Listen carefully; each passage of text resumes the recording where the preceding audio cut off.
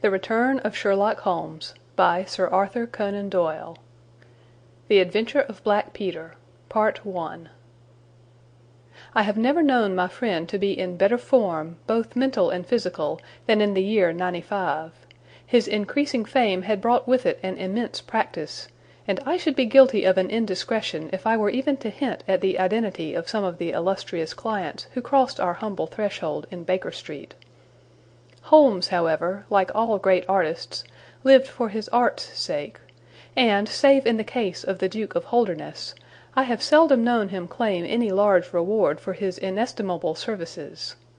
So unworldly was he, or so capricious, that he frequently refused his help to the powerful and wealthy, where the problem made no appeal to his sympathies, while he would devote weeks of most intense application to the affairs of some humble client whose case presented those strange and dramatic qualities which appealed to his imagination and challenged his ingenuity.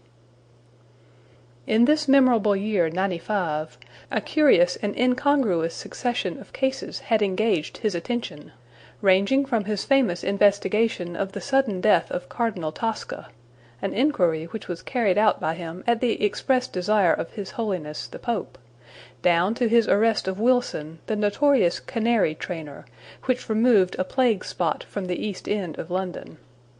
Close on the heels of these two famous cases came the tragedy of Woodman's Lee, and the very obscure circumstances which surrounded the death of Captain Peter Carey. No record of the doings of Mr. Sherlock Holmes would be complete which did not include some account of this very unusual affair. During the first week of July, my friend had been absent so often and so long from our lodgings that I knew he had something on hand. The fact that several rough-looking men called during that time and inquired for Captain Basil made me understand that Holmes was working somewhere under one of the numerous disguises and names with which he concealed his own formidable identity. He had at least 5 small refuges in different parts of London, in which he was able to change his personality. He said nothing of his business to me, and it was not my habit to force a confidence.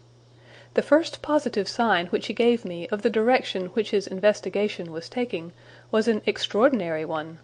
He had gone out before breakfast, and I had sat down to mine when he strode into the room, his hat upon his head and a huge barbed-headed spear tucked like an umbrella under his arm. "Good gracious, Holmes!" I cried. "You don't mean to say that you have been walking about London with that thing?" "I drove to the butcher's and back." "The butcher's?" "And I return with an excellent appetite. There can be—" Sample complete. Ready to continue?